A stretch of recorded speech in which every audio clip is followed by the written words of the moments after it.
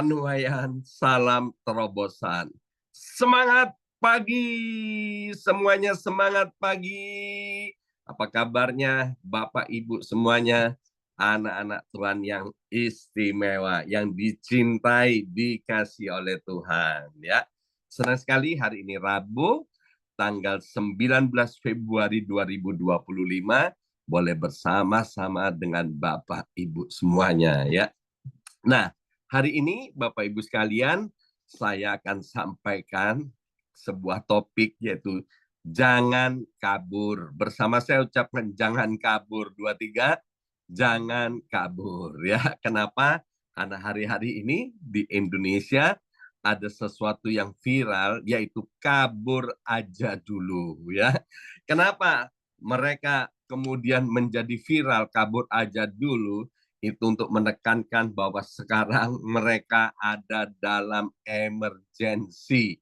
Kabur artinya hengkang secepatnya apa saja jalurnya ya. Mereka mau kabur, mereka pengen kerja, mereka mau ikut beasiswa, ikut pertukaran pelajar, pertukaran budaya. Pokoknya mereka itu kepengen segera keluar dari Indonesia. Maka itu populer, kabur aja dulu. Nah, hari ini saya mau bilang jangan kabur ya.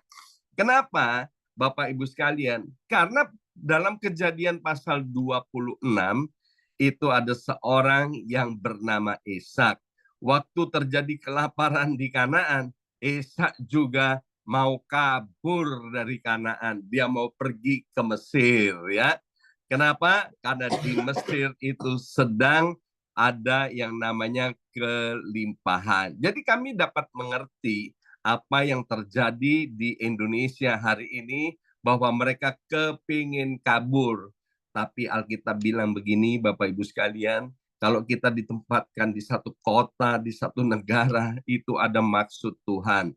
Biarlah melalui keberadaan kita, kota maupun negeri itu menjadi sejahtera. Seperti kita-kita yang ada di New York, di Amerika Serikat, yang ada di Indonesia hari ini, percayalah Bapak Ibu sekalian, Tuhan tidak kebetulan menempatkan kita. Ya, nah hari ini saya beberapa kali terbangun, Bapak Ibu sekalian, dan kemudian ada ayat firman Tuhan yang muncul gitu Bapak Ibu sekalian, yaitu dari Ibrani pasal 6 ayat 18. Saya akan bacakan begini ya.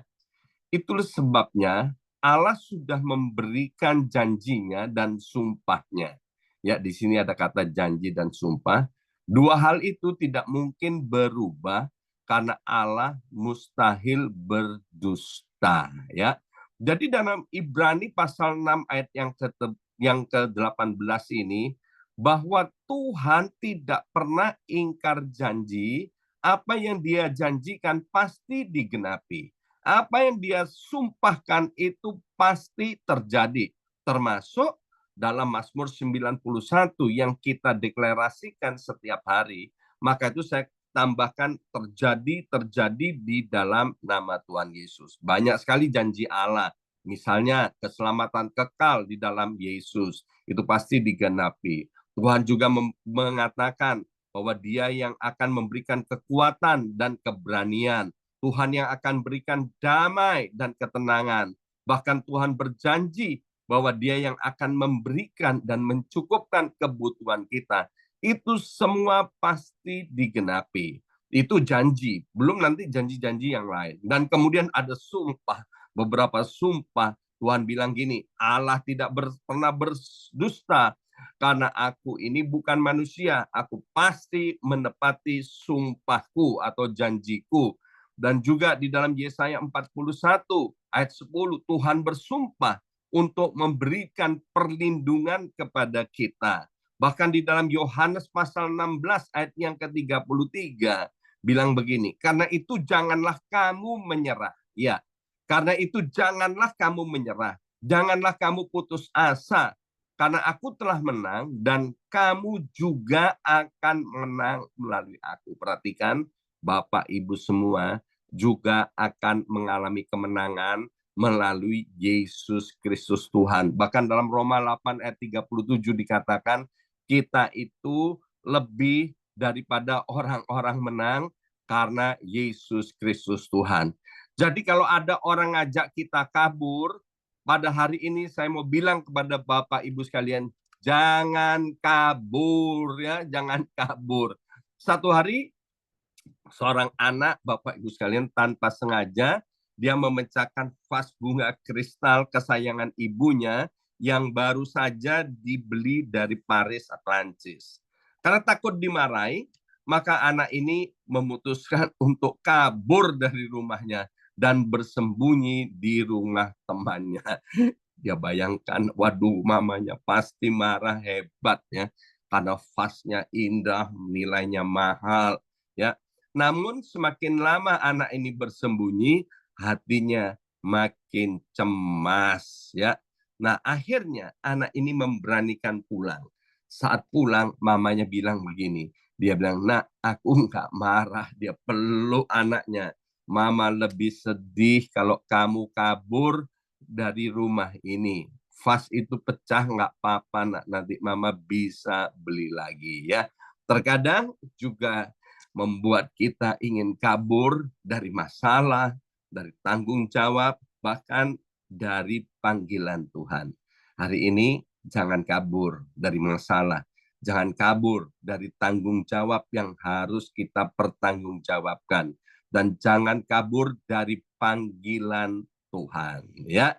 Nah, apakah kabur itu kemudian menjadi pilihan yang tepat ya? Kabur itu adalah tindakan melarikan diri dari situasi yang sulit karena tekanan atau takut menghadapi konsekuensi ya. Ada orang-orang yang dipanggil KPK kemudian dia kabur ya, sampai hari ini nggak ketemu. Kenapa? Karena dia takut konsekuensinya kalau ketangkep sampai ditangkap oleh KPK ya. Kabur itu Bapak Ibu sekalian memang ada yang boleh kabur, ada yang nggak boleh kabur. Nanti kita akan belajar ya. Amsal 28 ayat yang pertama dulu. Amsal 28 ayat yang pertama. Orang fasik lari walaupun tidak ada yang mengejarnya. Tetapi orang benar merasa aman seperti singa muda. Ya, Amsal 28 ayat 1 ini powerful banget Bapak Ibu sekalian. Jadi orang fasik itu meskipun nggak ada yang mengejarnya, dia akan lari. Tapi orang benar itu merasa aman seperti singa muda. Kalau kita pernah melihat film cuplikan tentang singa, singa itu nggak ada takut-takutnya, Bapak Ibu sekalian, nggak ada kabur-kaburnya. Orang benar disamakan dengan seperti singa muda. Jadi orang benar itu dia akan berani menghadapi apa yang ada di depannya ya. Nah, kapan kita boleh kabur, Bapak Pendeta? Ya, Amsal 22 ayat yang ketiga dikatakan begini, kalau orang bijak melihat malapetaka, bersembunyilah ia, tetapi orang yang tak berpengalaman berjalan terus lalu kena celaka. Kita boleh kabur, Bapak Ibu sekalian. Sekali lagi, kita boleh kabur. Kalau apa? Kalau kita terancam nyawa kita atau dalam keadaan bahaya. Indonesia hari ini baik-baik saja. Indonesia diberkati, Indonesia maju banget Bapak Ibu sekalian. Apalagi orang yang mengajak kabur ya, nggak jelas mau kabur kemana. Orang yang mau kabur itu Bapak Ibu sekalian, itu artinya mereka tidak mau menghadapi kenyataan atau tidak berani menghadapi kenyataan. Ayat ini mengajarkan bahwa orang bijak akan selalu waspada dan menghindari bahaya jika memungkinkan. Ya, mereka tentu tidak akan sembrono atau nekat dalam menghadapi situasi yang beresiko. Sebaliknya, orang yang tidak berpengalaman, ya, atau orang yang tidak bijak, mereka akan cenderung maju terus tanpa mempertimbangkan risiko dan akhirnya apa? Akan menghadapi akibatnya. Daud pernah melarikan diri dari Saul, ayah mertuanya. waktu itu Daud terancam nyawanya. Jadi boleh Bapak Ibu sekalian, waktu nyawanya terancam itu melarikan diri. Lot melarikan diri dari Sodom karena Sodom hendak dimusnahkan oleh Tuhan, ya. Dan kabur yang boleh apalagi, yaitu kabur dari dosa atau kabur dari godaan dosa, ya. Jadi yang pertama kabur, kalau nyawa kita terancam boleh kabur. Yang kedua kabur terhadap godaan, terhadap cobaan, terhadap dosa, ya kita boleh kabur, menjauh dari dosa dan godaan. Contohnya Yusuf kabur dari istri Potifar, ya dia nggak mau untuk melakukan perbuatan dosa itu. Tapi Simpson lain. Simpson ketika dia digoda oleh Delila, dia malah bermain-main dengan godaan itu, dia tidak kabur. Akibatnya apa? Kedua bola mata Simpson itu kemudian dicoblos sama musuhnya, yaitu orang Filistin. Gara-gara Simpson tidak mau kabur terhadap godaan dan terhadap dosa. Kapan kita tidak boleh kabur? Kapan kita tidak boleh kabur? Saat harus menghadapi tanggung jawab. Yaitu sebagai seorang suami nggak boleh kabur dari rumah. Dia harus bertanggung jawab atas rumah tangga yang telah dibinanya. Seorang suami harus bertanggung jawab kepada Tuhan, ya, untuk istri dan anak-anak yang dilahirkan di dalam keluarganya. Dalam janji nikah, kita selalu tekankan berulang-ulang dalam suka dan duka, maka pasangan suami istri tetap setia. Jadi kita nggak boleh kabur ketika menghadapi masalah dan khususnya di dalam keluarga, ya. Saya sudah sampaikan beberapa waktu yang lalu, waktu kita memperingati Valentine, ya, kita harus berani, Bapak Ibu sekalian, memperbaiki yang namanya cinta. Seperti keluarga kami, waktu saya berusaha kabur dari keluarga, Bapak Ibu sekalian, tapi akhirnya saya harus berani bertanggung jawab atas keluarga. Saya kemudian memperbaiki cinta lagi kepada Tuhan, kepada istri, dan kepada anak-anak. Akhirnya keluarga kami Tuhan pulihkan. Kapan kita tidak boleh kabur? Kita tidak boleh kabur dari panggilan Tuhan. Yunus kabur, Bapak Ibu sekalian. Tuhan suruh Yunus pergi ke Niniwe, dia lari ke Tarsis. Kita tahu akibatnya. Kalau lari dari panggilan Tuhan, dimakan oleh ikan besar, Bapak Ibu sekalian, ya. Nah, kita tahu Bapak Ibu sekalian bahwa Tuhan itu adalah Tuhan Allah yang maha baik, Tuhan yang memberikan kekuatan kepada kita. Alkitab berkata pencobaan-pencobaan yang kita hadapi itu adalah pencobaan-pencobaan yang biasa-biasa aja, yang tidak akan pernah Tuhan izinkan melebihi kekuatan kita masing-masing. Setiap kita punya masalahnya sendiri-sendiri, setiap kita punya pencobaannya sendiri-sendiri, tetapi yang jelas Bapak Ibu sekalian itu tidak pernah kita menghadapinya sendirian, karena Tuhan itu Allah Immanuel. Contoh, Yusuf.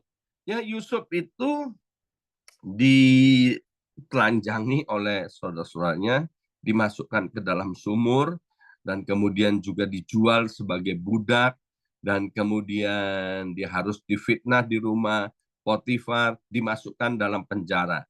Waktu Yusuf menghadapi penderitaan, Bapak Ibu sekalian, Yusuf tetap setia kepada Tuhan, ya. Dia tidak lari dari panggilannya sebagai anak Tuhan. Dia tidak lari daripada imannya yang percaya kepada Tuhan. Hari ini, Bapak Ibu sekalian, apapun yang sedang kita hadapi, Bapak Ibu sekalian, kita harus yakin bahwa Allah Immanuel itu tidak pernah meninggalkan kita sedetik pun juga. Seperti Mazmur 23, Daud berkata, sekalipun aku dalam lembah kekelaman, Aku tidak takut bahaya, sebab tongkatmu dan gadamu lah itulah yang menghibur aku. Sebab Engkau Tuhan gembala kami yang menyertai kami. Hari ini mungkin kita merasa sedang berada dalam titik terendah dalam hidupmu. Percayalah Bapak Ibu sekalian, Tuhan tidak pernah meninggalkan kita. Kita harus beriman bahwa pertolongan sedang on the way, sudah semakin dekat dalam hidup kita. Maka itu jangan kabur Bapak Ibu sekalian ya. Kita lihat bagaimana Tuhan kita Yesus Kristus waktu dia menjadi manusia di atas muka bumi ini. Seharusnya dia bisa aja kabur Bapak Ibu sekalian ya. Dia bisa turun dari salib Bapak Ibu sekalian karena dia Allah, 100% Allah dan 100% manusia pada saat itu Bapak Ibu sekalian. Tapi Tuhan tidak mau kabur. Kenapa? Karena Tuhan mau memikul tanggung jawabnya, yaitu menanggung dosa-dosa umat manusia seluruh dunia. Sehingga melalui Yesus Kristus Tuhan, semua kutuk-kutuk itu dipatahkan, dan kutuk-kutuk itu kemudian dirubah menjadi berkat. Ya, hari ini kita belajar beberapa hal. Yang pertama, kabur adalah tindakan melarikan diri dari masalah. Tetapi tidak semua kabur itu salah. Ya, boleh kabur jika kabur itu untuk menjauh dari dosa, atau kita boleh kabur waktu saat nyawa kita terancam. Kita tidak boleh kabur dari apa? Dari tanggung jawab sebagai anak-anak Tuhan. Kita tidak boleh kabur dari panggilan Tuhan dalam hidup kita. Saya percaya Tuhan akan menyertai dan memberkati kita untuk selama-lamanya. Sekali Yesus, tetap Yesus. Sekali percaya kepada Tuhan, tetap percaya kepada Tuhan. Dan Tuhan mau memakai hidup kita untuk melalui kehidupan kita, kota, bangsa, negeri, bahkan komunitas di mana kita berada, diberkati oleh Tuhan. Amin. Mari kita berdoa. Materaikan kebenaran firman Tuhan ini, ya Aba, ya Bapa, kami tahu Engkau sangat mencintai kami semua. Maka itu Bapa, biarlah firman Tuhan ini menjadi pelita bagi kaki kami dan terang bagi jalan hidup kami. Anugerah hikmat, akal budi daripada sorga untuk kami Tuhan bertindak dengan hati-hati dan bijaksana. Terima kasih Bapak. Dalam nama Yesus kami sudah berdoa. Haleluya. Amin, amin, amin.